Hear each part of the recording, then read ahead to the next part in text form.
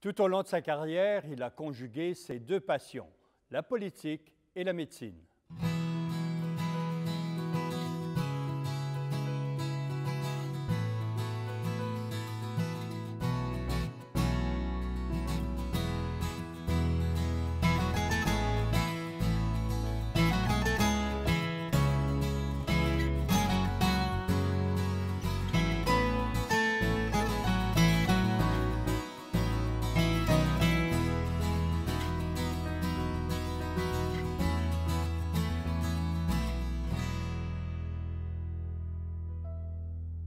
Bonjour, M. Lisotte. Bonjour, M. Morin. M. Lisotte, vous avez développé au cours de votre vie active deux grandes passions, la médecine et la politique. Est-ce que vous aviez un penchant plus fort pour l'une que pour l'autre? C'est assez difficile à dire parce que la médecine, j'aimais beaucoup le contact humain avec les gens, surtout la médecine de campagne où on savait que les gens nous aimaient ou nous détestaient. Donc, on se faisait des amis et les clients, les patients étaient plus ouverts avec le médecin. Il y avait une belle association entre les deux. Par contre, la politique, ce que j'aimais le plus, c'était de faire des discours politiques. J'avais une jouissance un peu extraordinaire de parler à une foule et de voir que cette foule-là pensait parce qu'on lui fournit des idées autant que possible. Et j'ai même eu peur parfois parce que j'étais un orateur violent et passionné. Et j'ai vu une foule, une fois à Montmagny, de 5000 personnes, par exemple, qui, à un moment donné, étaient rendues au délire. Et ça, c'est dangereux. J'ai eu peur. Ma femme, rien, parce que les femmes dans l'Assemblée prenaient mes photos de candidats, puis ils embrassaient ça, ils couvraient ça de rouge à lèvres. C'était un véritable délire. Mais pour le type qui parle, c'est une jouissance de l'esprit extraordinaire.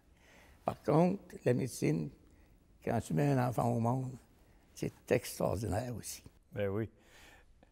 La politique, là, qu'est-ce qui vous a attiré? C'est une curiosité ou aussi c'est un peu un milieu familial? Parce que je crois que votre père était organisateur libéral, hein?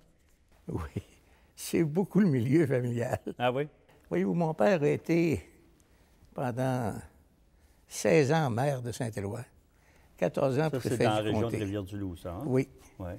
Préfet du comté pendant 14 ans. Alors, il s'occupait de l'organisation libérale dans Rivière-du-Loup et Témiscouata, qui étaient deux comtés différents au provincial. Et c'était tellement libéral que le jour des élections, notre mère nous envoyait à l'église prier pour la victoire des libéraux. Alors, élevé dans cette atmosphère-là, j'ai toujours aimé un peu la politique. Et puis, rendu à l'université, je me suis occupé des choses universitaires. J'ai été vice-président de la faculté de médecine. J'ai été président de l'Association générale des étudiants. Et j'ai même fait une conférence à la radio pour Adélard Godbout pendant ce temps-là. Alors, j'avais commencé jeune. Vous vous êtes finalement présenté pour la première fois en 1952, aux élections provinciales de 1952, pour les libéraux, mais votre chef, Georges-Émile Lapalme, ne vous donnait pas son appui. Il ne vous aimait pas, quoi? Voici, d'abord, j'avais fait toutes les campagnes électorales dans Bellechasse, tant provinciale que fédérale, même une élection partielle, donc j'étais connu. Les gens ne me détestaient pas. Et arrive le temps d'une convention au provincial, il y a plusieurs libéraux qui me demandent de me présenter. Mais la convention a lieu, c'est-à-dire le choix des délégués pour la convention a lieu, sans que j'en sois visé du tout. Première chose qu'on dit, il y a une convention dimanche. Alors, je suis là. Les conventions, comme on disait dans le temps, pactées, bien organisées à l'avance. Donc, moi, je dis, je suis prêt à me battre, mais pas aller au bûcher. Alors, j'ai refusé la convention. Et c'est là qu'est arrivé tout l'imbroglio. Après ça, les gens insistaient pour que je me présente. Alors, j'ai décidé de me présenter libéral et indépendant. Et j'ai ouvert mon assemblée à Saint-Raphaël, la place où je pratiquais la médecine, qui était le chef-lieu du comté. Et j'ai été voir Wilfrid Hamel, l'ancien maire de Québec, qui était, lui, l'organisateur libéral en chef à Québec, pour lui dire que je refusais la convention. Ça ne m'intéressait pas du tout, que je me présentais comme libéral indépendant. Alors, M. Hamel me demande pourquoi. Puis je lui explique que je considérais que les gens avaient le droit de choisir leur candidat. Que moi, je demeurais dans le comté, alors que M. Roy était un avocat de Québec. Les gens aimaient mieux avoir quelqu'un du comté. Oui, mais vous savez, il y a des traditions dans le Parti libéral. Oui, il y a des traditions, mais les traditions vous ont conduit où vous êtes dans le moment, c'est le parti.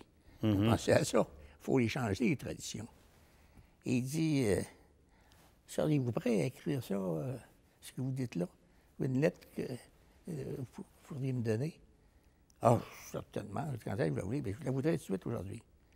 Alors, je dis, je vais aller chez ma mère à Québec, où il y avait une machine à écrire. Je tapais une lettre, parce que mon écriture, je ne la lisais pas moi-même. Alors, et après dîner, je vais y porter la lettre. Alors, j'ai pris la lettre, je l'ai donnée à M. Lapalme. M. Lapalme a lu la lettre. Puis vous savez que M. Lapalme était un homme qui paraissait froid, mais il ne l'était pas. C'était un homme sincère à part ça. Parce qu'après, c'était ce petit imbroglio que j'ai eu avec lui. Après ça, on s'entendait très bien. Mais cette fois-là, il m'a dit, après avoir lu ma lettre, d'après tout, qu'est-ce que vous voulez? Alors, j'étais jeune, j'avais une trentaine d'années. J'étais assez prompt. Alors, je me lève. Et vous voulez savoir ce que je veux, M. Lapalme? Je veux savoir si vous êtes sincère. Quand vous nous dites que le Parti libéral est renouvelé, j'ai de la misère à vous croire. Quand je vois avec vous sur les tribunes politiques autour de vous, toutes les mêmes vieilles têtes blanches qui ont conduit le Parti libéral dans l'ornière où il est là. Ce n'est pas eux qui vont sortir le parti de l'ornière. C'est nous, les jeunes. Est-ce que vous en voulez ou pas? Oui, mais il dit comme ça, je comptais que le comté de Bellechasse nous donnerait un député libéral. Il dit, j'y renonce. Libre à vous, M. Lapalme. Continuez la campagne comme vous faites là. Et si vous avez 14 députés d'élus, alors remerciez le bon Dieu. Alors, je suis sorti. Et là, j'ai décidé que je continuais ma campagne. Comme sans libéral, argent, évidemment. Comme libéral indépendant. Comme libéral indépendant. Et je m'en retourne chez ma mère à Québec. Là, j'avais un téléphone. Et je vous raconte là, c'est la pure vérité. Vous savez, même ça a l'air d'un roman. J'avais un téléphone d'une femme qui était chef de cabinet d'un ministre. Et ma sœur, la plus jeune, travaillait pour cette femme-là. Elle dit qu'elle voulait me voir sans faute dans l'après-midi. Là, j'ai dit, moi pas qu'on va faire du chantage au sujet de ma sœur. Mais non. Je suis arrivé là, tu es très bien reçu. Bon, je la connaissais d'ailleurs, parce qu'elle jouait assez souvent au bridge avec ma mère. Alors, mais finalement, elle dit, j'ai entendu dire que vous vouliez faire de la politique. Oui, bien, c'est pas mal décidé. Je me présente comme indépendant. Elle dit, pourquoi vous ne vous présentez pas au Union nationale? J'ai dit non, une question de principe, tout ça. Elle dit, vous ne voulez pas en discuter avec le ministre? C'était le docteur Pouliot, je peux le nommer parce que j'ai toujours eu du respect pour lui. C'était un homme, à mon point de vue, qui a toujours été très honnête. Alors, je dis non, je ne veux pas le déranger inutilement. Elle ouvre la porte du bureau et le docteur Pouliot était là, il m'attendait. Je rentre. Puis là, il insiste un peu pour que je décide d'être candidat à l'Union nationale. Mais je lui ai dit, docteur, je ne veux pas vous blâmer du travail que vous faites. Je pense que vous faites un bon travail, vous. Mais il y a des principes que je n'accepte pas dans votre parti. Je ne suis pas capable de tolérer ça. Moi, ma conscience ne me permet pas, mon esprit ne me permet pas d'accepter ça. Mais il dit, vous êtes jeune, vous savez, et le ministre de la Santé commence à vieillir. J'ai dit, quand est-ce qu'il va être trop vieux? Il dit, voulez-vous rencontrer le chef ce soir? Il va vous le dire. Oui, non. Ne dérangez pas M. Duplessis. J'ai dit, parce que je vais lui dire non, que je ne me présente pas. Et c'est là que je suis devenu candidat libéral officiel du Parti libéral. Mais finalement, vous avez perdu cette élection-là par moins de 1000 voix en 52. 500 quelques voix. Oui. La défaite, est-ce que vous avez vu où était la résistance contre vous? D'abord, il y avait une communauté religieuse à Saint-Damien de Bellechasse où se trouvaient 370 religieuses. Et en plus, il y avait des religieuses de cette communauté-là, des Franco-américaines, qui passaient l'été là. Alors les gens se disaient, si les sœurs votent, les a débattus. Et les gens dans la campagne votaient beaucoup pour la victoire. Ils disaient, si les sœurs ne votent pas, Lisette va gagner. Alors moi, je voulais m'assurer que les sœurs, savoir s'ils votaient ou pas. Et je suis allé, j'ai demandé pour rencontrer des religieux. Je n'ai pas pu parce que dans le temps, en 1952, Duplessis avait sorti son slogan « Rouge à Québec, rouge à Ottawa, rouge à Moscou ». Alors on était des communistes vis-à-vis de ces communautés religieuses-là. Et évidemment, les sœurs ont décidé de voter. Et moi, plus la campagne allait, plus je sentais qu'avec les religieuses qui s'en allaient vers le vote, on l'entendait de plus en plus, que mes chances étaient de moins en moins fortes de remporter le comté. Alors, j'avais décidé de faire une grande assemblée à Saint-Raphaël. C'était le chef-lieu. Puis je voulais avoir un orateur un peu spécial. Il n'était pas question d'avoir M. Laprise, c'est bien sûr. Mais il y avait Mongrain qui se présentait contre Duplessis dans Trois-Rivières, qui était un brillant orateur. Alors, j'ai insisté pour l'avoir. On m'a dit oui, mais un mercredi après-midi. Mercredi après-midi, l'été, en pleine campagne. C'est pas populaire. C'est pas populaire. Mais je l'ai fait pareil. Savez-vous combien on a eu de personnes? Entre 2500 et 3000. Et Mongrain, qui devait arriver à 2h30, est arrivé à 4h. Alors, j'ai tenu la foule pendant tout ce temps-là. Et un de mes amis, qui était président d'élection, il m'a dit, tu t'es tué avec ton discours. Tu as tellement attaqué l'Union nationale sur tous ces points sensibles. Ils ont l'enregistré. Puis on est allé avec cet enregistrement-là au bureau de Duplessis pour y faire entendre une partie de ton discours. Et il dit, Duplessis, écoutez ça. Il dit, c'est qui ça? Il dit, le docteur Lisette qui se présente dans Bellechasse. Battez-les. Si ça coûtera, si ça voudra, je ne veux pas le voir en chambre. Alors, il dit, là, on a eu de l'argent. Mais ça, c'était ma première défaite. Et finalement, est arrivée cette deuxième élection provinciale. Et là, j'avais Celle de 56? 56. Là, j'avais été voir M. René Hamel, qui était député de Saint-Maurice, puis l'organisateur en chef pour la région de Québec. Alors, je dis à Hamel, moi, j'ai dit, cette année, ce que j'aimerais, ça serait de me promener un peu partout dans la province. Faire des assemblées, aller aider les candidats un peu partout. Bon, ils dit, on va envisager ça. C'est correct. Il me rappelle, au bout de 3 jours, je vais venir à Québec, puis là, il dit, on a un sacrifice à faire. À vous demander. Pas à faire, mais à vous demander. Je dis, quel sacrifice? Il dit, c'est un gros sacrifice. Je dis, c'est quoi? Il dit, vous présenter dans Montmagny. Je demeurais dans Bellechasse, je ne demeurais pas dans Montmagny dans le temps. Antoine Rivard, qui était là. Mais il dit, on sait que vous ne le battrez pas, mais on veut que vous le gardiez dans le comté, pas qu'il aille ailleurs. Vous êtes capable de le tenir occupé. J'ai dit, bien écoutez, oui, j'aime ça, je suis prêt à y aider, mais j'ai des conditions. D'abord, je ne veux pas être traité comme un comté perdu, parce que dans l'organisation, ça doit être encore un peu semblable. Quand il y avait des comtés qu'on considérait qui n'étaient pas prenables, les fonds n'arrivaient pas beaucoup pour faire la campagne électorale. Alors, j'ai dit, moi, ça me prend le maximum que vous donnez dans les autres comtés. Première des choses. Puis, après ça, vous me donnez au moins 2 semaines avant de donner ma réponse définitive. Parce que j'ai dit, vous ne savez pas une chose.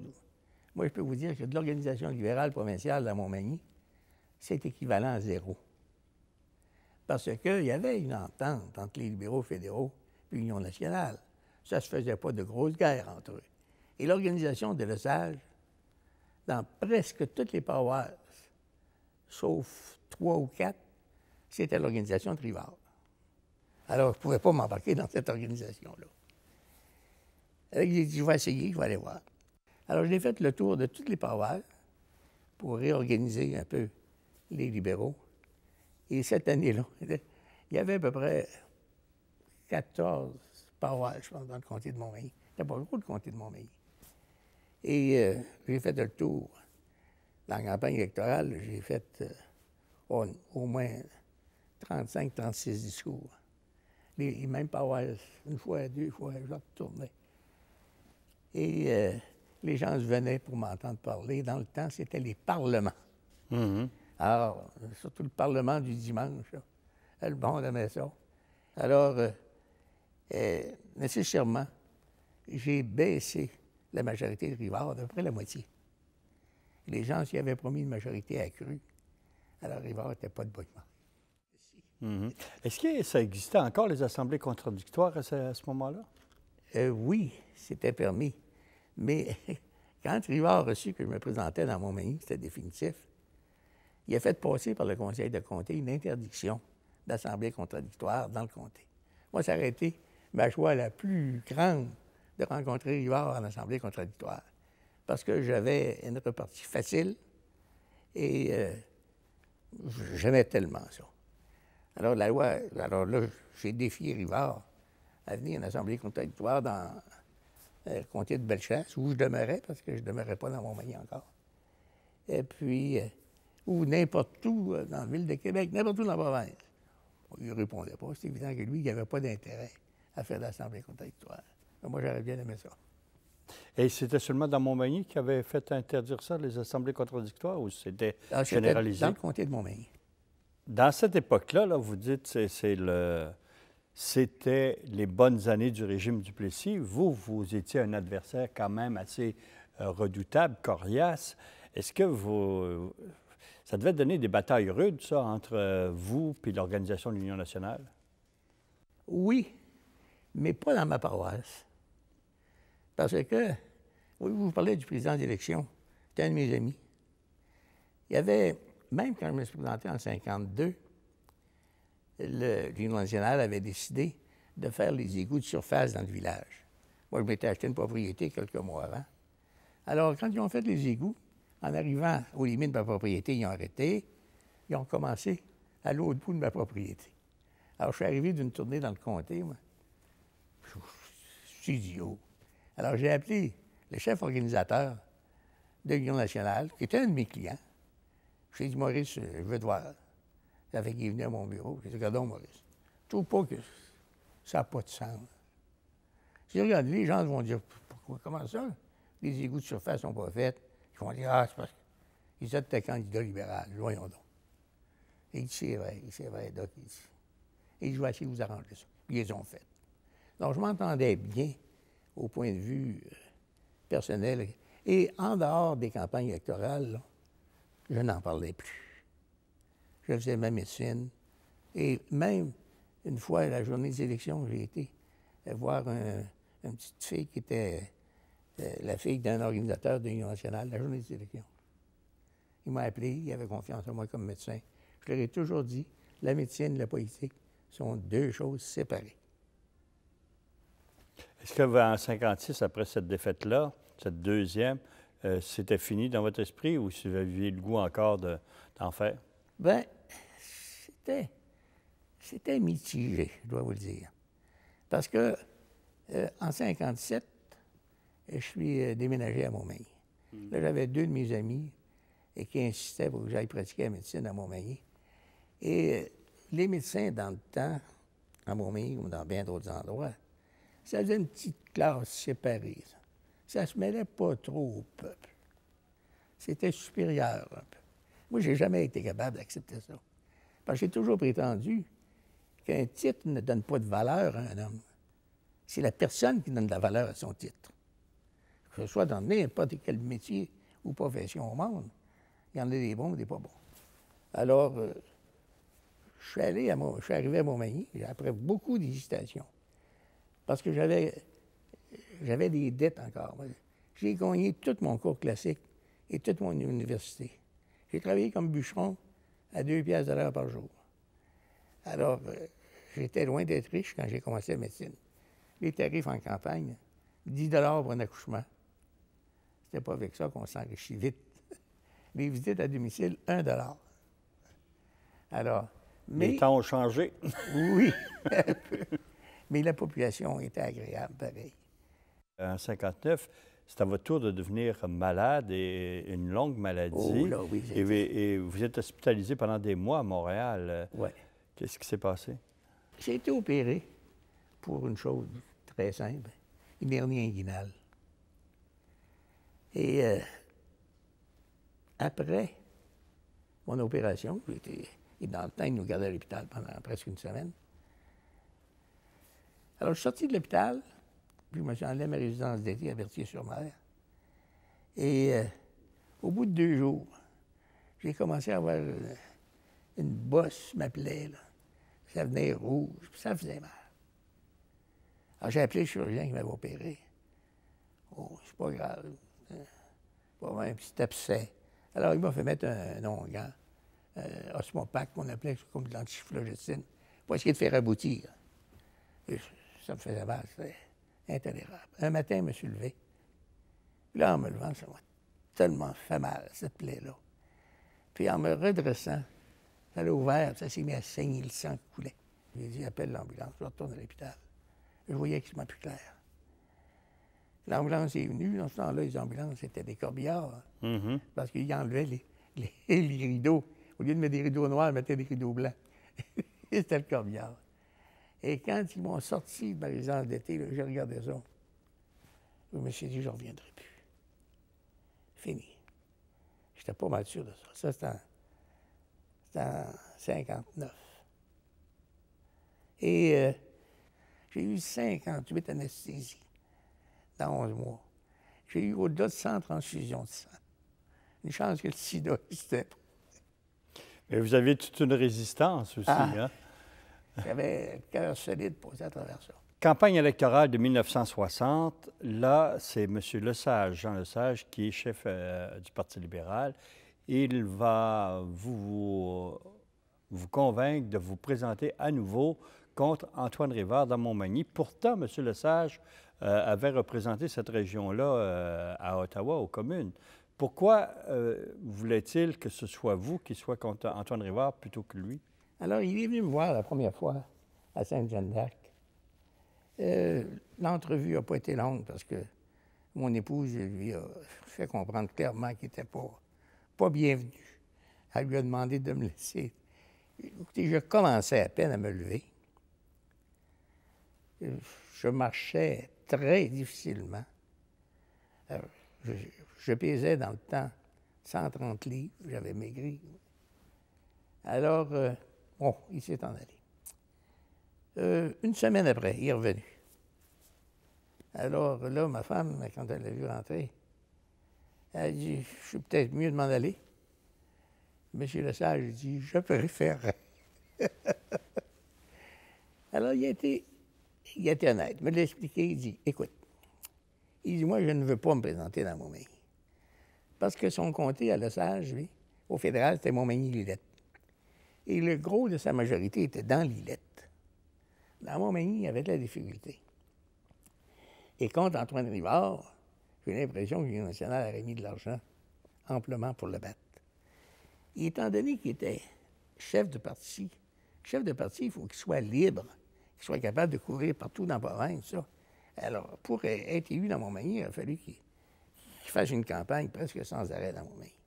Alors, il m'a dit, je ne veux pas me présenter dans Montmagny. Mais il dit, il me faut une bonne raison. Il a raison, il dit, c'est vous. Vous avez baissé la majorité des Rivards. Les gens vous aiment. Vous avez été malade, mais ils vous aiment encore. Puis moi, je vais dire, le comté, il appartient au docteur Lisotte. C'est lui qui a réveillé les libéraux dans le comté, tout ça. Oui, mais j'ai dit, moi, ma santé, je ne suis pas capable. Et il dit, docteur, je vais vous dire une chose. Si vous êtes battu aux élections, que je suis battu, vous ne serez pas pire que vous êtes là. Si vous êtes battu, que je suis élu, vous viendrez me voir, j'ai de la mémoire. Et si vous êtes élu, que je suis élu, je vous promets que vous soyez adjoint parlementaire. Mais seulement, vous viendrez siéger le strict nécessaire pour recevoir votre salaire tant que votre santé ne sera pas rétablie. Il dit, oui, tout ça, c'est bien beau, mais tu pensais à ça, docteur. J'ai dit, écoutez, comment faire une campagne? vous n'avez pas besoin de sortir. Restez à l'hôpital si vous voulez, pendant la campagne. Écoutez, il dit, pensez à ça. Quel genre de campagne vous avez mené à ce moment-là? J'ai ouvert ma campagne au Cap-Saint-Ignace. C'est une paroisse qui était Union nationale. Et un peu intentionnellement, parce que Rivard avait ouvert la sienne la semaine précédente. Puis, il était question que je sois candidat, mais ce n'était pas décidé encore. La convention n'avait pas eu lieu. Il avait ouvert 2 semaines avant. Alors, il avait dit, je ne connais pas mon adversaire. Je ne sais pas si on va aller le chercher à l'hôpital ou au cimetière. Et ça a été une parole malheureuse pour lui. Parce que moi, quand je faisais des discours politiques, je n'avais pas de texte. J'avais des découpures de journaux, des choses de même. Et j'essayais, par la psychologie de la foule, de voir dans quel sens les gens voulaient qu'on parle. Alors, je fais mon assemblée au 4. Et puis, je leur dis que mon adversaire vous a déclaré et qu'il ne connaissait pas qui se présenterait contre lui et qu'il ne savait pas si on allait le chercher à l'hôpital ou au cimetière. Alors, j'ai dit, je remercie M. Rivard de la sympathie qu'il a témoigné à mon endroit pendant ma maladie. Et j'ai compris pourquoi son ancien chef, M. Duplessis, sans doute ennuyé d'entendre autant de sottises sortir de la bouche d'un si petit homme, lui a dit, toi, tais-toi. Là, les gens sont applaudis. Et puis ça criait, on a retrouvé notre Lisotte. Alors ça m'a stimulé, ça m'a donné une poussée d'adrénaline. Et j'ai parlé pendant au-delà d'une demi-heure. Et vous avez fini par le battre. Ça a été serré, mais... 9 voix. 9 voix de majorité. Et ce qui m'a aidé énormément, ma maladie. Bien sûr, un courant de sympathie. Et j'ai eu beaucoup de femmes de l'Union nationale qui ont voté pour moi. Il y en a même qui ont travaillé pour moi. Parce que ma grosse clientèle, comme la clientèle de tous les médecins en médecine générale, c'est les femmes et les enfants. Et quand vous avez les femmes et les enfants, vous avez la plus belle clientèle, c'est sûr. Mm-hmm. Alors, j'avais des femmes que j'avais soignées. Et d'autres, la question de la politique, là, ils ne votaient pas pour un parti, ils votaient pour leur docteur. Alors ça m'a aidé énormément. À la suite de votre victoire serrée, est-ce que parmi vos organisateurs, là, les libéraux étaient au pouvoir, vous avez été élu, est-ce qu'il y avait des mentalités à changer? Est-ce que les organisateurs s'attendaient à avoir un retour d'ascenseur? Oui. C'est ça que j'ai trouvé peut-être le plus dur en politique. Parce que il y avait d'abord l'affaire dans toutes les paroisses, ce que les gens appelaient la gratte, les gars qui étaient le cantonnier. Et ça, c'était pas des postes permanents. Alors, c'est évident que lorsque le gouvernement changeait, le type foutait le camp, puis l'autre était désigné d'avance, presque. Il avait travaillé pour la gratte, puis ça s'était fait promettre. Là.